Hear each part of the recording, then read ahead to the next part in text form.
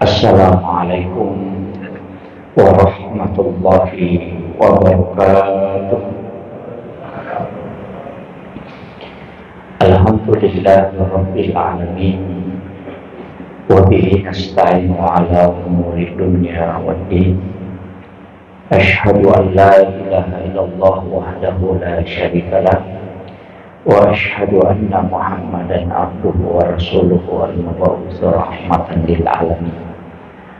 Allahumma salli ala sayyidina Muhammadin tibbil qulubi wa dawaiha wa afiyatil abdani wa shifaiha wa nuril absari wa diyaiha wa ala alihi wa sahbihi wa sallam.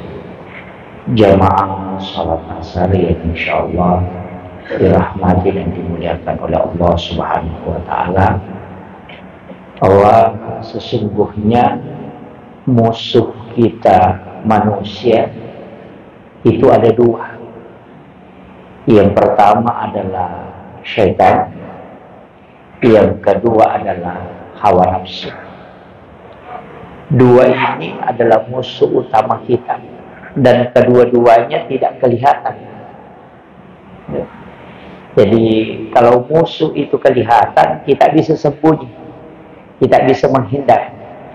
Tapi syaitan dengan hawa nafsu, dua-duanya tidak kelihatan. Dan juga kita tidak bisa mendeteksi, kecuali harus dilawan dengan keimanan. Nafsu itu tersembunyi, syaitan itu tersembunyi. Tapi dua hal ini, kita kalau Ramadan sedikit agak mudah, karena ada satu yang diikat. Jadi kalau Ramadan, syaitan itu sudah diikat. Yang kita lawan sekarang adalah hawa nafsu. Itulah sehingga kenapa kalau di Ramadan itu kita mudah beribadah. Datang sholat malam agak mudah.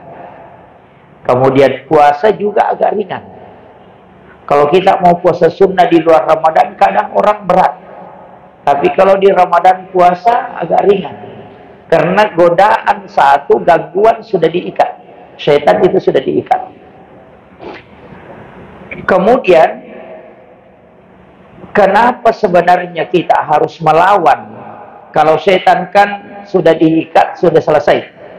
Jadi kita tidak terpengaruh dari situ. Kecuali nanti lepas Ramadan, sudah Ramadan, lepas lagi tuh. Makanya kalau Ramadan orang sering sedekah untuk buka puasa itu gampang, tapi nanti kalau sudah Ramadan biasa kembali kikir. Baca Al-Quran kalau di Ramadan mudah, bisa khatam dalam 30 hari itu bisa khatam satu kali Al-Quran. Padahal kalau di luar Ramadan susah. Bahkan ada yang orang bisa khatam sampai berkali-kali, tapi kalau di luar Ramadan susah. Ibu-ibu juga biasa begitu. Talkumnya, beli talkum yang bagus-bagus, pakai pergi sholat tarawih.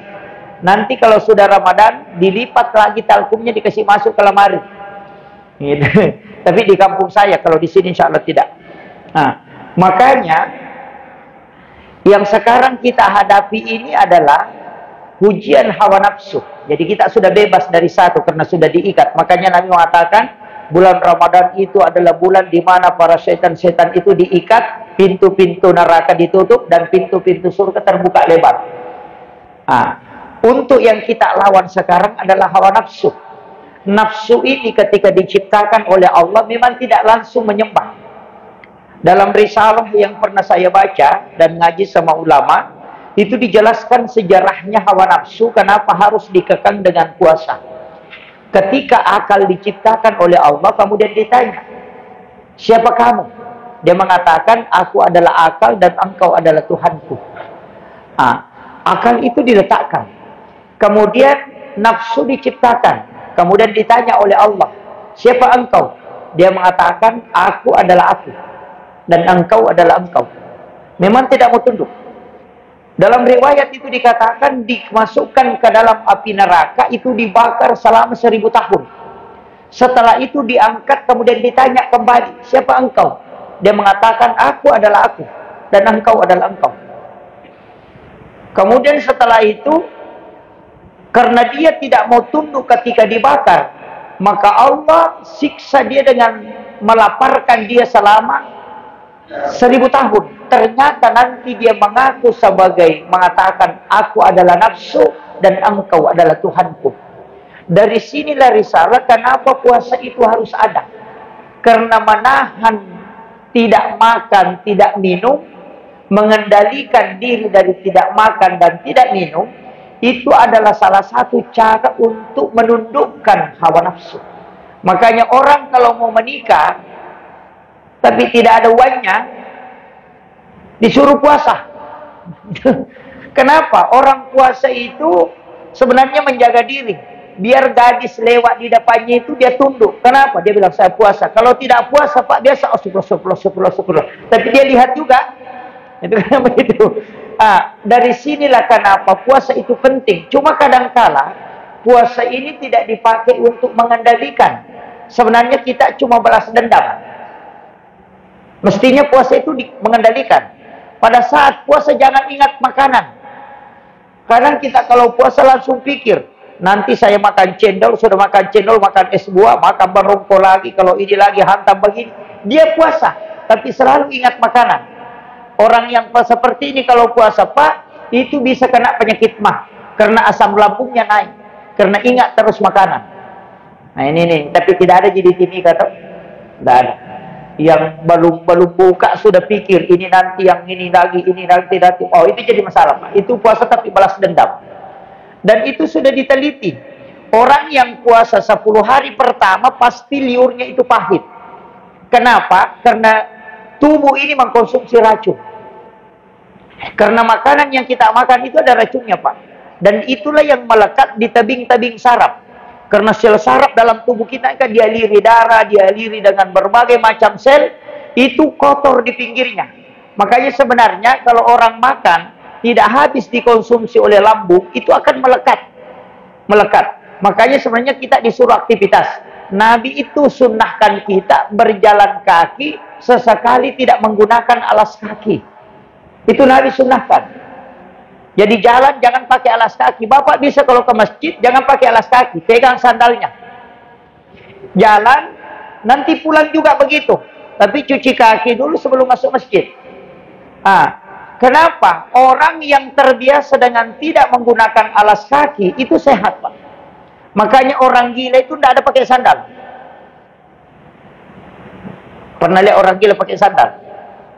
Sering dia buka itu. Kenapa? Itu bisa sehat Pak. Cuma orang gila itu kan akalnya saja yang dicabut. Padahal dia makan kotoran, air makanan yang dibuang orang. Karena di tempat sampah dia dapat makanan, dia minum air comberan, tapi dia tidak sakit karena itu. Hanya akalnya saja yang dicabut. Kenapa? Itu karena ada proses dalam tubuhnya, itu dia kena sinar matahari kemudian terbakar. Cuma kadang kita, anak-anak kita didik, itu menjadi orang lemah. Kenapa? Di rumah diselimuti, dikasih menyalakan AC, tidak pernah kena sinar matahari.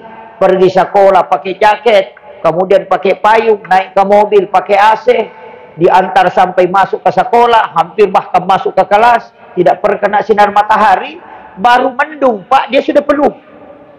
Orang dulu itu main hujang-hujang apa, pokoknya itu badannya kuat. Kenapa? Bersentuhan dengan tanah. Tapi sekarang anak kita lemah. Inilah kita tidak meninggalkan generasi kuat, apalagi selalu main game. Oh sudah, hancur otaknya, rusak matanya, fisiknya tidak ada, fisiknya lama, itu kan jadi masalah Pak. Makanya latih anak-anak kita sebenarnya. Kemudian ada inti di sini yang saya ingin sampaikan, bahwa dalam tubuh ini yang pokoknya, dalam tubuh ini mengalir darah. Darah yang mengalir dalam tubuh itu, di situ ada jin, di situ ada syaitan. Ketika kita bersikir, maka itu akan panas. Ketika kita sholat, itu akan panas. Ketika kita baca Quran, itu akan panas. Orang di ru'ya itu akan merasakan panas. Dan itu kekeringan. Cuma ada kesalahan kita. Ketika sudah bersikir, kita minum air. Sudah sholat, minum air. Padahal mestinya jangan. Imam Nawawi ad-Dimashqi itu melarang. Jangan minum air sesudah sikir. Jangan minum air sesudah baca Quran. Jangan minum air pada saat selesai sholat. Biarkan dulu tubuhmu dingin, baru kau isi dengan air. Kenapa? Itu untuk membakar jin dalam tubuh. Ini kita Pak kalau tarawih biasa bagi-bagi air. Nggak begitu. Mestinya jangan. Itu bukan diharamkan Pak. Tapi jin yang mengalir dalam darah itu yang ingin dikeluarkan. Dari situlah nanti keluar menjadi keringat. Sebenarnya kan jin itu juga bisa bermakna dengan penyakit. Makanya penyakit menular itu kan jin yang pindahkan. Kan begitu. Makanya Bapak kalau mau, kecuali sudah sholawat, minum air. Karena itu langsung berkah. Makanya orang sikir itu kadang tenggorokannya kayak kering. Berat itu. Tapi itulah sesungguhnya kita membakar jin dalam tubuh. Supaya ketika berhenti keluar keringat. Makanya Rasulullah mengatakan dalam hadis yang sahih, siapa yang sholat kemudian berkeringat, maka itu berkah. Cuma kalau kita sholat Pak berkeringat, marah-marah, marahi panitia. Ini kipasnya tidak dingin, ini AC-nya tidak begini. Padahal itu ada berkah di dalamnya. Akhirul kalam, wallahul muwaffiq ila aqwamit thoriq. Assalamualaikum warahmatullahi wabarakatuh.